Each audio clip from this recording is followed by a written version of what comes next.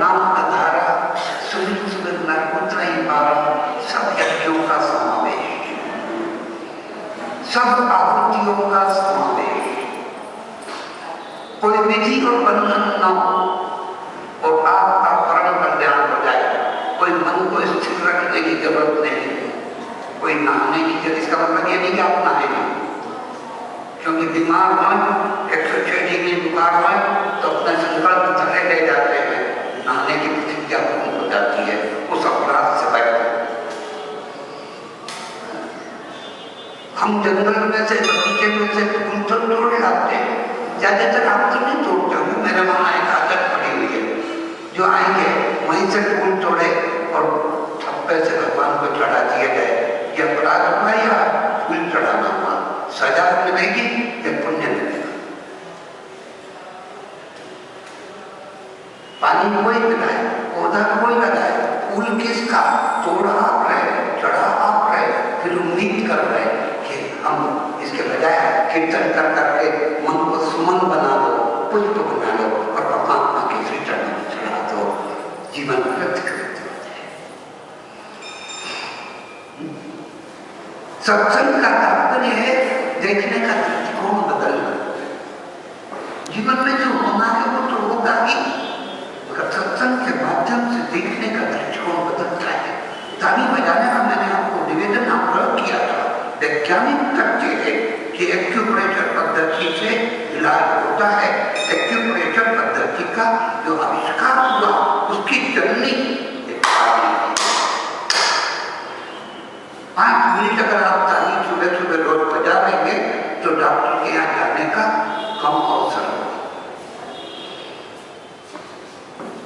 Acupressure पद्धति की चिकित्सीय प्रणाली की जननी।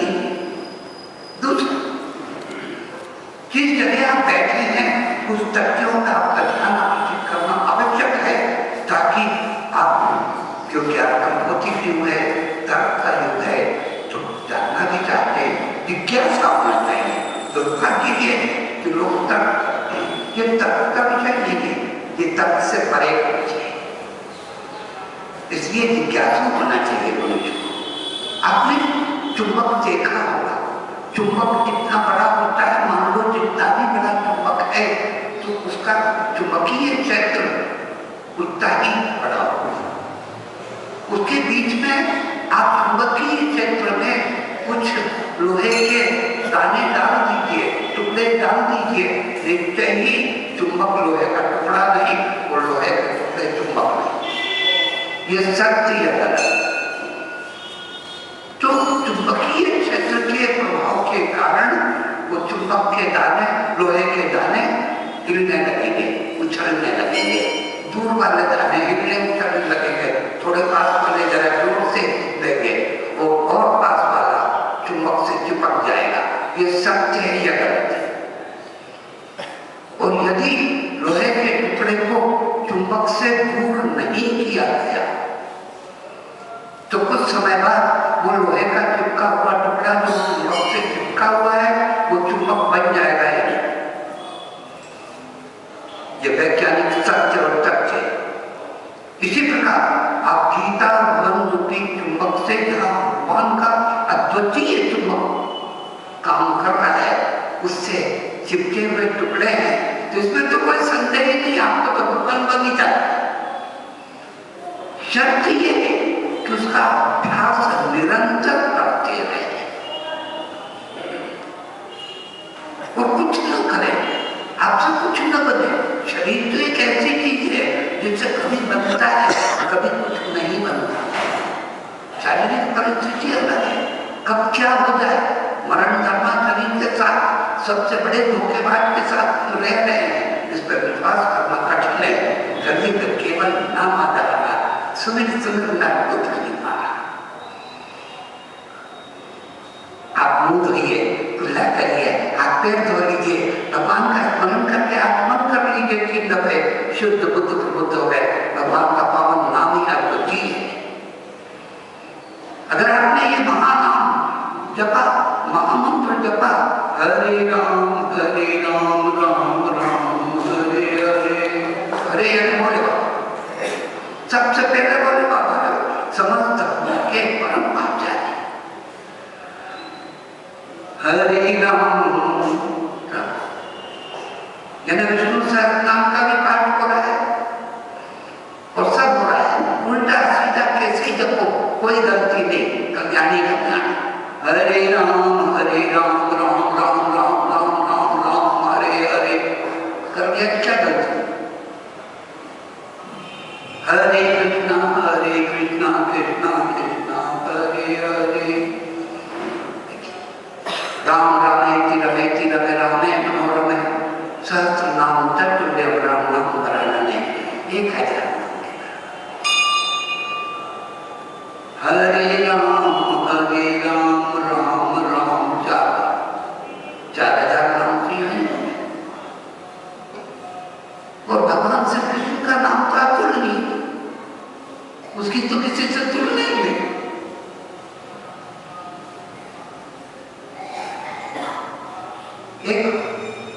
एक है मर्यादा पुरुषोत्तम तो दूसरे है लीला पुरुषोत्तम एक आते हैं दिन को 12 बजे तो एक आते हैं रात को 12 बजे एक है सीधे तो दूसरे हैं टेढ़े उनका सब काम है जहां बड़े बड़े लोग सीधे हो जाते हैं ऐसे कृष्ण करने अब देखिए कुछ लोग पूछते हैं बाबा साहब स्वामी जी आज से कुछ 1000 वर्ष पूर्व त्रेता में कहीं के पूर्व रामायण लिखी गई कुछ 1000 वर्ष पूर्व गीता में लिखी गई श्रीमद् भागवत जी का लेखन हुआ तो आज के युग में क्या फायदा होगा जिज्ञासा है तो सुंदर लेकिन तर्क है तो बड़ा बुरा तर्क होती है जिज्ञासा आज के युग में क्या होता है काम जरा विचार कर ले मेरे भाइयों बहनों कि एक एक पात्र आप तीनों में से उठा लीजिए त्रेता की रामायण में से भरत की उठाई द्वापर के गीता में से अर्जुन उठाई और श्रीमद् भागवत जी में से प्राचीन बर्री नाम का राजा उठाई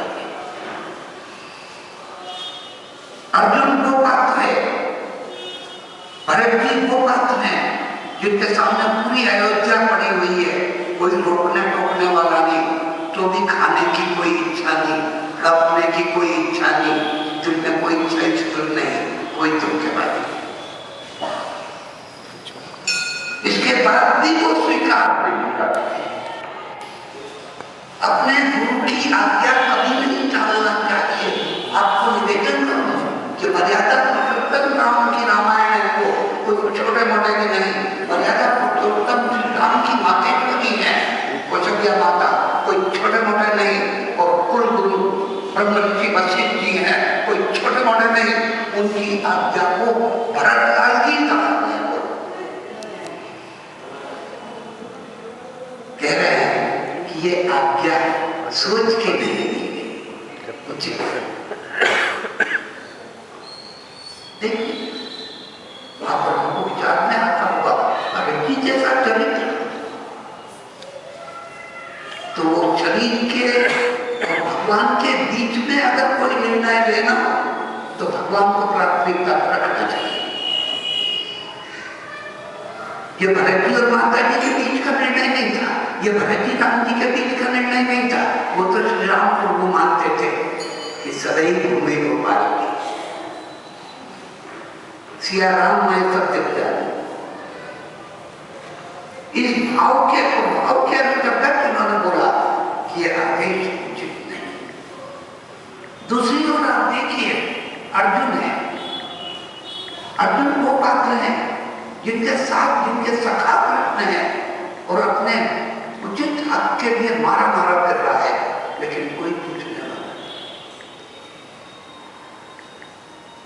षड्यंत्र वहां है छल कपट वहां है समझाने बुझाने से काम चलता नहीं कोई सुनने वाला नहीं अर्जुन वो पात्र है भगवान कृष्ण जैसे समझाने गए तो भी उनकी समझाई चली नहीं अंततः महाभारत का महायुद्ध तीसरा प्राचीन बलि वो राजा है जो बुढ़ापे के चौथे पन में है, 10 पुत्र हैं और बच्चों को कह रहा है जाओ 10,000 वर्ष पूजा करो, बचत करो। जरा विचार करिए, एक चौथे पन का वृद्धावस्था का आदमी या महिला अपने जवान बच्चों को कहे कि जाओ तुम भजन करो, हम तो राज करेंगे, ये क्या शोभनीय स्थिति है? क्या ये तीनों ही पात्र आज की स्थिति में नहीं है? पर जैसा पात्र तो मिलेगा ही नहीं। आज छोड़ा भैया कहीं गया तो कल हड़प जाए, जीते जी इससे हड़प लिए जाए और हत्या होते देर न लगे, मन में विश्वास से देर न लगे, माता पिता को प्रणाम करना तो दूर रहा, भैया भाभी को आदर करना दूर रहा, लेकिन उनका सब कुछ हड़प लेना। क्या ये हमारे शास्त्रों का मूल्यांकन श्रेष्ठ नहीं है कि जो आज के समय में भी उनकी बराबरी नहीं कर सकता कोई, वो पात्र आज भी तब भी थे तो आज भी है।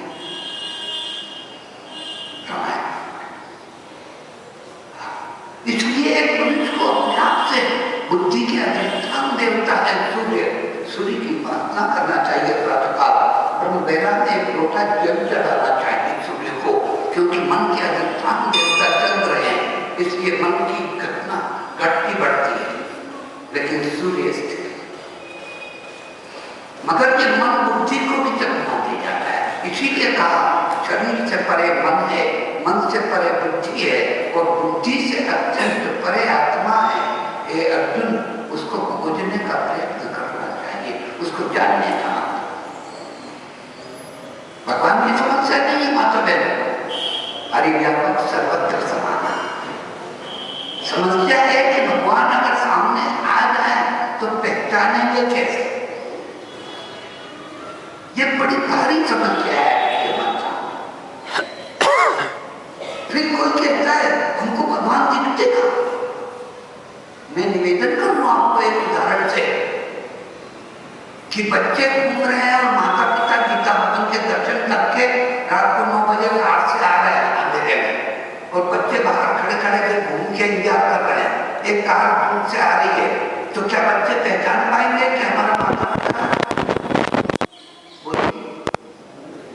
नहीं पहचान, पर माता पिता ठीक इसी प्रकार सूर्य के अंदर हम मौजूद है, लेकिन हमको नहीं दिखाई दे रहे, वो तो हमको देख रहे हैं कि क्या कर रहे हैं। आपको ये दृढ़ विश्वास होना चाहिए, क्योंकि बुद्धि के अधिष्ठान देवता है। सूर्य की तरफ पैर करके कभी नहीं सोना चाहिए, सूर्य की तरफ सिर करके सिर करके और बच्चों को दिशा में मुंह करके पढ़ना और बैठना चाहिए। सूर्य को एक लोटा जल ब्रह्म मुहूर्त में अगर चढ़ा दिया जाए तो घी के बराबर का फलदायी होता है 4 से 5.5 बजे में। सूर्य जब उदय हो रहे हो, लालना छाई हो, और जहां सूर्य और पृथ्वी का मिलन होता है ऐसी जगह पे लाल लाल का रहा हो और आपने जल चढ़ाया तो दूध के बराबर का। सूर्य उदय हो गया और आपने जल चढ़ाया तो जल के बराबर का फल, ये पैदा पैदा सूर्य का एक लोटा जल का। दूसरा, बुद्धि का अधिष्ठान देवता है, कितनी भी बुद्धि कमजोर हो, एक लोटा जल का सूर्य देवता को साल भर को चढ़ा देगा तो बुद्धि तेजस्वी हो जाएगी। तीसरा फायदा, सूर्य का पूजन करने वाला, भगवान मान के सूर्य का पूजन करने वाला कभी दरिद्री नहीं हो सकता, उसके पास लक्ष्मी जरूर रहेगी। और चौथा और अंतिम फायदा, जो सूर्य देवता को उपासना करता है, कितना भी बीमार व्यक्ति हो, अगर उसने संकल्प के साथ एक वर्ष जल चढ़ा दिया तो कैसे भी बीमारियों को दूर कर दे। एक लोटे जल के लिए 4 है, लेकिन शर्त ये है कि हमारे भजन, हमारी एकाग्रता क्या, क्योंकि जितने भी शास्त्र हैं माता बहनों, जितने भी प्रवचन हैं वो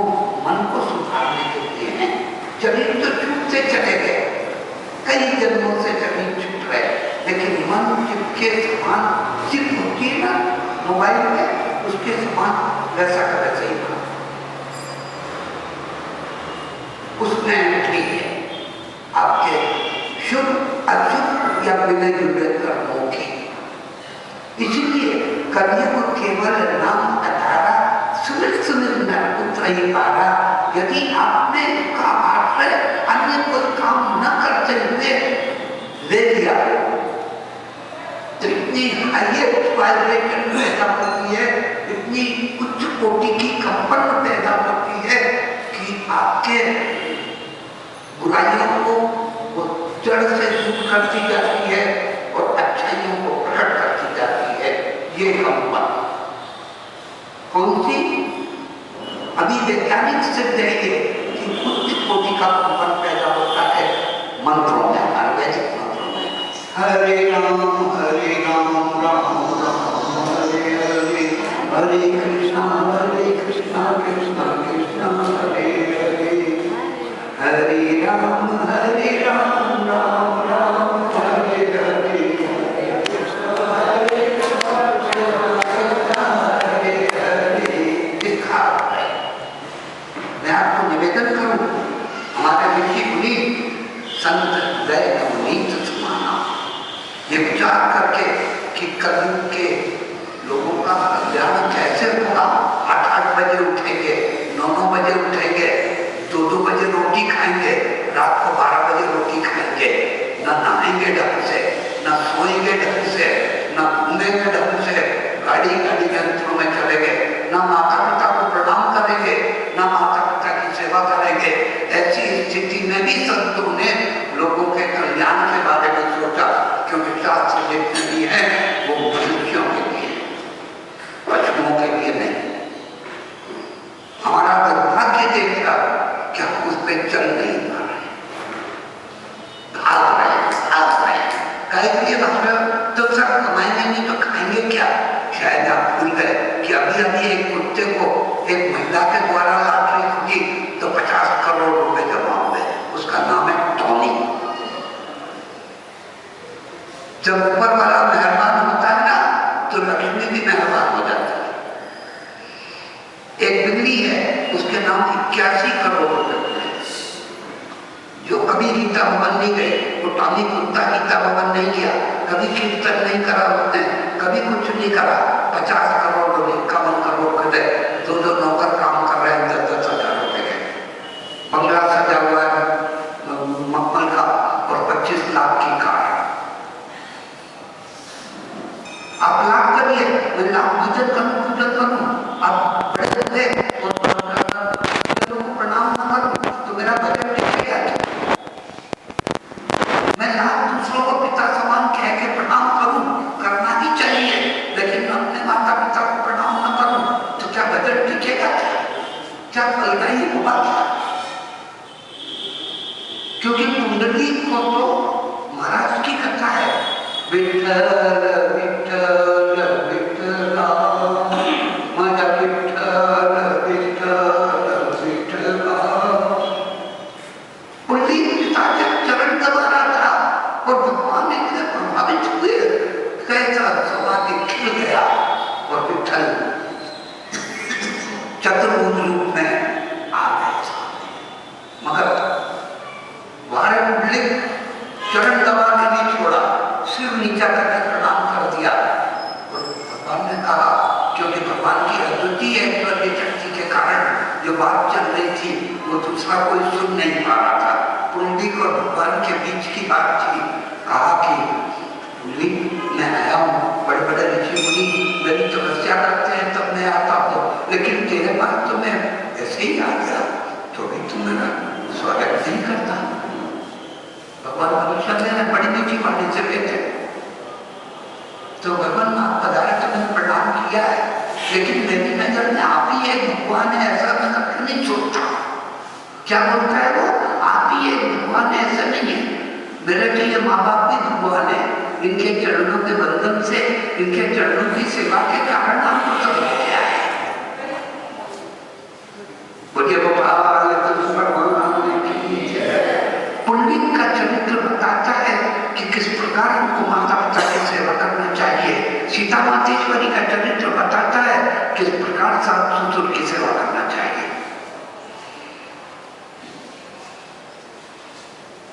सीता माता का चरित्र बताता है किस प्रकार लंका के रावण की नगरी में रहने के बाद भी अशोक नाना प्रकार की विपत्तियां सहन और डरावने दृश्य उपस्थित होने के बाद भी पति के प्रति निष्ठा और एकाग्रता, ये समझ आप जरा विचार करके देखिए कुछ चरित्रों को, क्योंकि मुझे समय कम है, 1 घंटा है, 1 घंटा तो अभी चला जाए, अभी तो मैंने सिर्फ भूमिका ही सुना, क्या करना चाहिए। आज हम अपने आप से पूछ लें को हमने दुनिया भर से पूछी, हमारी माताएं बहनें तो और पड़ोस में पूछी है, ये सारी कहाँ से लाई, कहाँ रहती हो, क्या करती हो, आपके पति क्या करते हैं, आपका घर कहाँ है। अरे गीता भवन में आए, कम से कम अपने आप से पूछ लो को हम, आइए मिलके गाएं।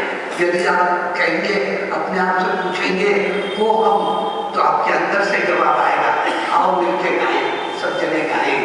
वही आत्मा वही आत्मा सच्चिदानंद में, वही आत्मा सच्चिदानंद में, अमर आत्मा सच्चिदानंद में, अमर आत्मा सच्चिदानंद में, वही आत्मा सच्चिदानंद में हूँ, वही आत्मा सच्चिदानंद में, अमर आत्मा सच्चिदानंद में हूँ, अमर आत्मा सच्चिदानंद में हूँ।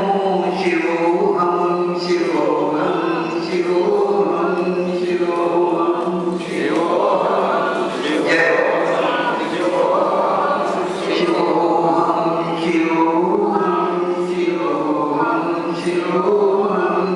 शिवोहम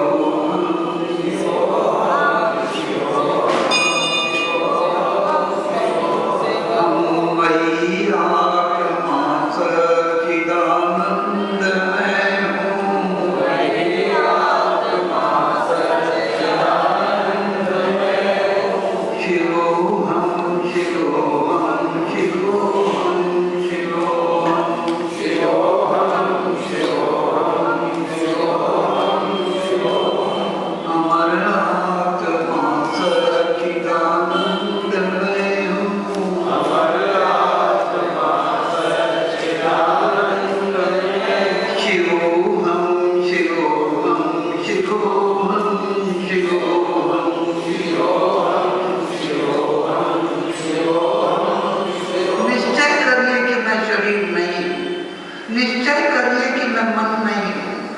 जय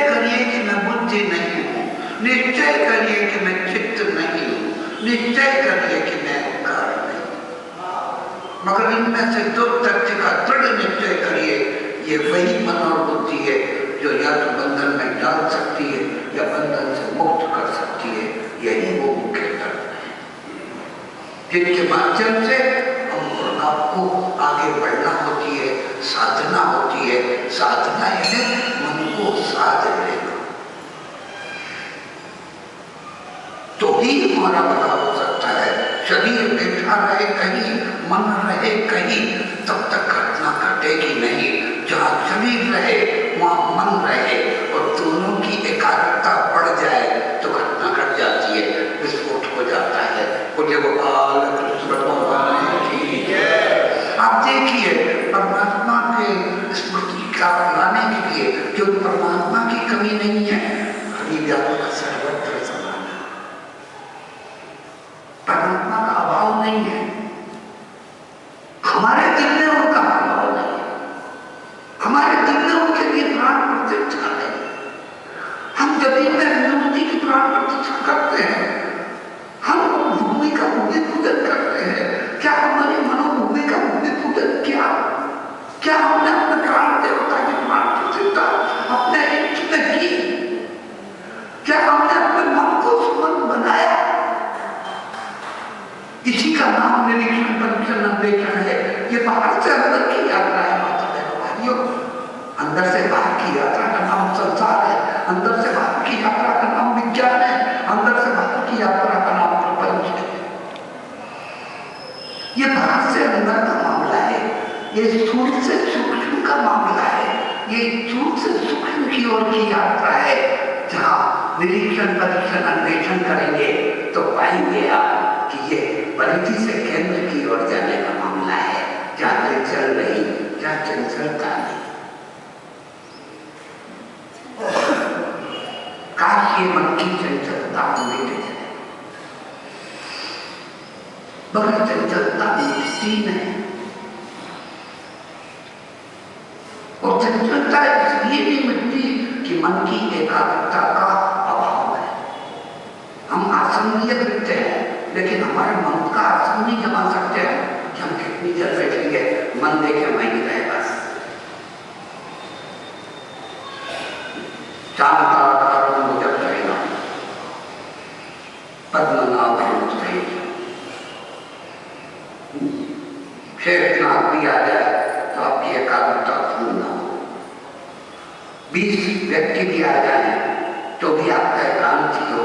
एकांत का तात्पर्य किसी गुफा में बैठ जाने नहीं है। यदि आपकी मन की चंचलता नष्ट न भी तो एकांत में भी बैठे तो भी संसार में ही बैठे हो, लेकिन एकांत का तात्पर्य है एक ही में सर्व का अंत कर देने वाली अवस्था का नाम एकांत। आप बैठे हैं, डूब जाए, खो जाए, जैसे त्रेता युग की शब्दी की एकाग्रता थी, अपने गुरुदेव में निष्ठा, ज्ञानवान, भक्तिवान और कर्मवान। कोई एक बात नहीं है, अनेकों भगवान ने हमारे कल्याण के लिए निर्धारित कर रखे हैं। ये अनेकों स्वरूप का कारण है। यदि हम बैठ के विचार करें तो नाना प्रकार के मन और बुद्धि वाले लोग बैठे हुए हैं यहाँ पर सब। तो जरूरी नहीं है हमको एक ही रूप नाम आकार पसंद आए तो भगवान ने कहा मैं नाना प्रकार के नाम रूप आकार में बढ़ जाऊं, किसी में भी तो मन स्थिर होगा इसका, तो इसका कल्याण हो जाएगा। इसीलिए आप देखिए, कोई गायत्री की पूजा करता है तो कोई हनुमान जी की करता है, तो कोई राम जी की करता है, तो कोई शिव जी की करता है। ये अलग अलग पूजाएं का मुख्य कारण ये कि किसी भी प्रकार की पूर्वजन्म की आपकी भजन कैसा, पूर्वजन्म की आपकी पूजा कैसी, त्रेता युग, यानी त्रे को ताक पे रख दो तो फिर ठीक है। आप देखिए राम जी भगवान होते हुए भी क्या गुरु से सीखा उन्हें रामायण, हमें निज धर्म पर चलना सिखाती रोज रामायण, सदा शुभ आचरण करना बताती रोज रामायण। राघवेंद्र सरकार,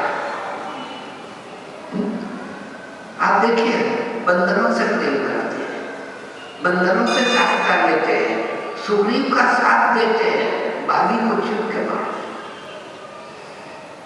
जब भी भगवान है और हम जरा से कुछ बदले तो सोचने लगे हम भाई हम, मैं आपको निवेदन करूं कि खास बात तकलीफ कहां से पैदा हो रही है, शरीर के प्रति ममत्व। इस शरीर के प्रति आपको हमारा ममत्व इतना बढ़ चुका है जिससे मैं पैदा हो गया, और इससे संबंध रखने वाले जितने संबंधी हैं उसके प्रति अपना जो वहां से मेरा पैदा हो गया। बस संसार का लफड़ा चालू हो गया, मैं और मेरे का संबंध, बाकी सब पराए,